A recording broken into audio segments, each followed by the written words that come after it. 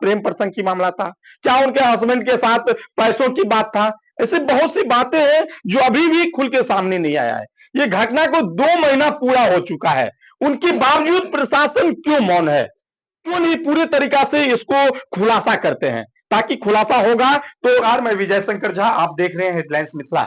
अभी घनश्यामपुर थाना क्षेत्र के लगमा गांव में है। लगमा गांव में 2 महीना पहले एक अनिश झा नाम की लड़का को प्रेम प्रसंग के मामला में या लेन देन की मामला में उनको एक घर पे बुला करके मर्डर कर दिया जाता है। और मर्डर करने के बाद उनको लाश के ठिकाना लगा देता है। छठ जैसे महापर्व की त्योहार पे वो गांव आए हुए थे, वो प्लम्बर की काम करते थे, उनकी घर परिवार उन्हीं की देख रेख में चलता था। बहुत अच्छा और नौजवान, बहुत नेक लड़का था। अभी हम लड़का के घर पे मौजूद हैं और लड़का के घर पे आए, देख लीजिए लड़का की घर जो है वो रहने लायक भी नहीं है। लड़का की जो माँ है वो, उनकी पिताजी पहले ही देहांत हो गया था। अभी हमारे साथ लड़का का चाचा है, परिजन की बाबा है, और हम इनसे भी जानने की प्रयास करेंगे। क्या नाम होगा? हितेंद्र झा। क्या हुआ था 2 महीना पहले आपके यहाँ, और अभी भी आप लोगों को न्याय नहीं मिला हुआ है? 4 तारीख की रात को उसको बुला करके मांगन झा के परिवार में हत्या कर दिया गया, फंसरी लगा करके सब चारों बापूत मिल करके हत्या कर दिया गया। ये बात तो अब छुपी हुई है ही नहीं। आखिर 2 लड़का गया, एक महिला गई और उसी घर में उसका हत्या हुआ, तो क्या वो दोनों बापूत जो बचे हुए हैं उसको संज्ञान में नहीं है? ये कोई भी समझ सकता है। जब तक वो तीनों से पूछा नहीं गया रिमांड पर, पूछे तो बातों को छुपाया गया। अगर उससे पूछा जाता तो निश्चित है क्लियर हो जाता ये मामला क्या है, किस कारण से उसका हत्या हुआ है, क्यों किया है, सब बात क्लियर हो जाता। हम लोग क्या बोले, पुलिस प्रशासन के पास में हम लोग क्या बोले? उनके पास में अधिकार है, पावर है, शक्ति है। वो जो बोलेंगे वही आपको सत्य होगा। हम लोग जो बोलेंगे वो सत्य कहाँ से होगा? बिल्कुल। प्रशासन को हम लोगों के बीच इसलिए रखा जाता है जो समाज में जो अन्याय हो रहा है उनको रोकथाम दे, ताकि इस तरह की जो मर्डर हत्याएं जो बढ़ रहा है उन पे वो अंकुश लगाएं। जो जिस तरह से हत्या किया गया उनको सही उद्घोषण करे, लेकिन ऐसा नहीं हुआ है, ये इनका कहनाम है। और हम अंदर चल करके दिखलाएंगे। जो लड़का का घर जो है वास्तविक रूप से रहने लायक भी नहीं है, और लड़का काफी गरीब परिवार से था। वो अपना जीवन यापन किसी भी तरह से कर रहे थे, और अच्छा ये देखिए, यही घर वो बनाने के लिए 3 से 4 लाख रुपए जमा किए थे। माँ विधवा होने की वजह से वो माँ की अकाउंट पे पैसा नहीं रखते थे। ये पैसा जो है वही सुंदर झा के अकाउंट पे रखते थे, उनके साथ उनका अच्छा तालमेल था, ये इनका कहनाम है। और हम जानने की प्रयास करेंगे जो आखिर प्रेम प्रसंग मामला था, तो प्रेम प्रसंग की मामला में इतना दिन से क्या कर रहे थे, आखिर उसी दिन उनको कैसे पता चला और उनको बुला करके कैसे निर्मम तरीका से हत्या कर दिया गया।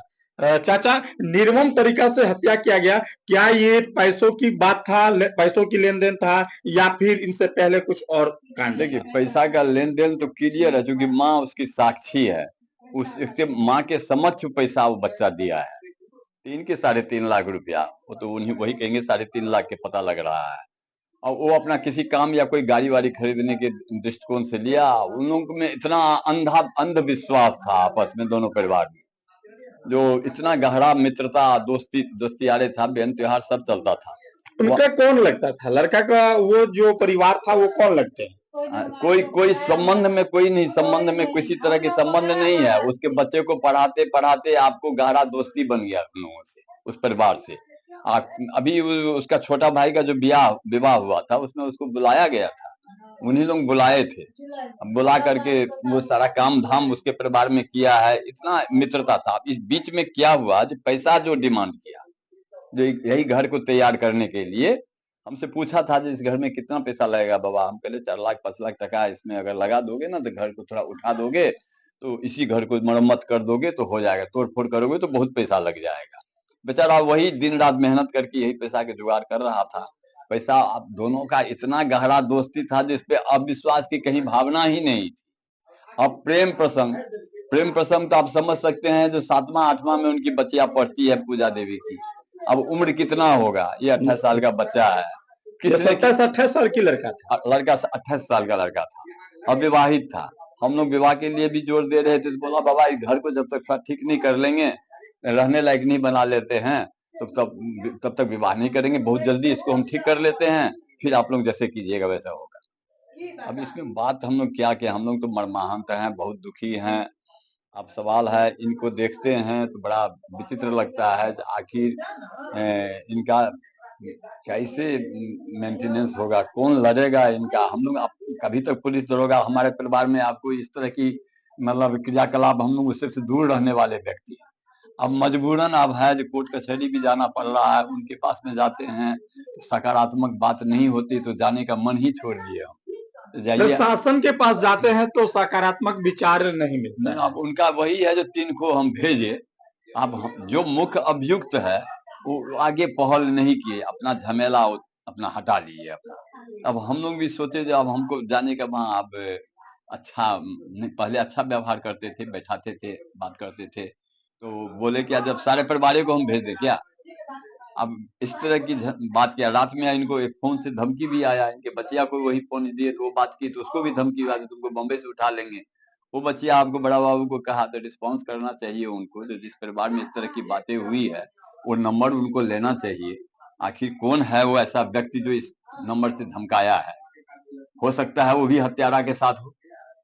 फिर आपको कहीं इस तरह से अगर बात हो तो कहीं अब यहाँ और किसी का ना हत्या हो जाए, आगे किसी और का ना हत्या हो जाए, तो भय तो अब वहां लग रहा है। मतलब इतना डरा सहमा आपके गांव है? हमारा गांव डरा सहमा है, हम लोग तो अब उससे ज्यादा डरे सहमे हैं।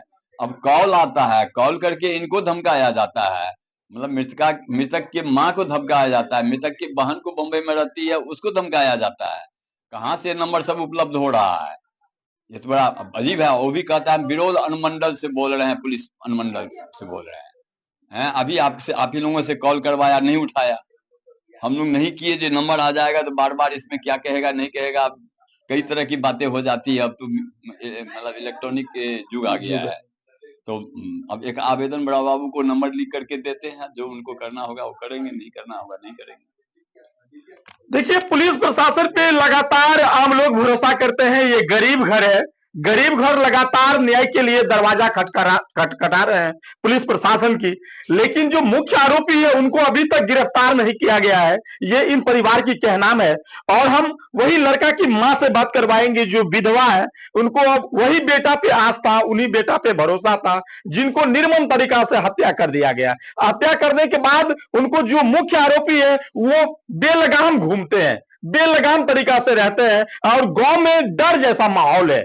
हम आइए उनकी मां से बात करवाते हैं, जो इनको बेटा के साथ ऐसा वारदात क्या हुआ, ये क्या वो इनका देहात था, क्या वो जो महिला थी उनके साथ प्रेम प्रसंग की मामला था, क्या उनके हस्बैंड के साथ पैसों की बात था। ऐसे बहुत सी बातें हैं जो अभी भी खुल के सामने नहीं आया है। ये घटना को 2 महीना पूरा हो चुका है, उनके बावजूद प्रशासन क्यों मौन है, क्यों नहीं पूरी तरीका से इसको खुलासा करते हैं। ताकि खुलासा होगा तो निश्चित रूप से लोग कम से कम ये जो डरा सहमा है वो सच्चाई पता चल सके।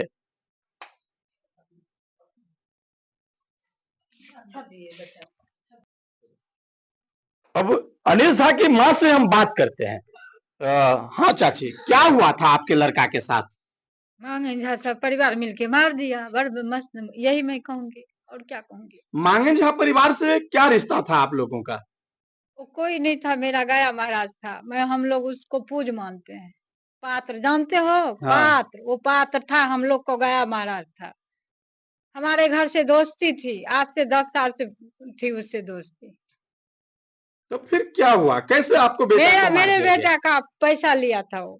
जितना मेरा बेटा पैसा कमाता था उसी के पास रखता था। उनपे इतना भरोसा था उस भाईजी पे, अंगोरा भाईजी जो है डकैत, वो डकैत सुंदर भाईजी पर इतना मेरे बेटा को भरोसा था, जो उसके कमा कमा कर उसी के पास रखता था। जब कल घर बनाएंगे तो उससे लेंगे, तो हम घर बना लेंगे माँ, उसी के पास में रखते थे। उनके वाइफ के साथ आपका बेटा का कोई संबंध था? अब उस संग भाभी भाभी बोलते थे। ये जो उठा है, ये जो संबंध वाली बात उठा है, मेरा बेटा को जब वो मार दिया तब ये संबंध वाली बात उठता था। ये भाईजी भाईजी बोलता था, वो उसको पत्नी को तो भाभी बोलना ही है, पूजा भाभी पूजा भाभी। जब उसको जरूरत पड़ता था तब मेरे बेटे को बुलाती थी, उसके घर में जाता था। उसी तरीके से बुला करके वो सब लोग मेरे बेटे को मार दिया। पैसे को मांग किया तो मार दिया। घर बनाने के लिए पैसा मांगा तो मार दिया, कलंक चढ़ा दिया मेरे बेटे को, उसी कलंक के साथ वो दोनों काम खत्म कर दिया। बस ये अफवाह फैला करके मेरे बेटे को मार दिया, जो पैसा पक जाएगा। मेरे पास तो कुछ है नहीं जो मैंने प्रशासन को 1 लाख 2 लाख 5 लाख 10 लाख दूंगा। गरीब गरीब घर से हैं हाँ आप। हाँ आपके पति की हाँ। पहले ही देहांत हो गया, तो आप तो जो जानते ही बेटा हैं, था हाँ उन्हीं पे आपको हाँ भरोसा था, हाँ वही कमा करके लाता था, आपको हाँ, खिलाता था। इसी बेटे अब पे, आपकी हाँ जीवन यापन कैसे होगी? वही ना बात है।